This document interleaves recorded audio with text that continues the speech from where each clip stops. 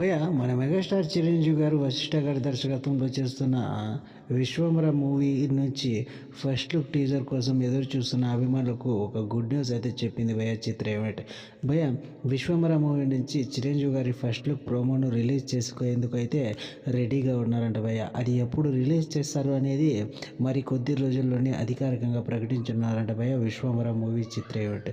So ఈ movie యొక్క first look కోసం ఎంతమంది వెయిట్ చేస్తున్నారో పెద్దగా చెప్పాల్సిన అవసరం లేదు.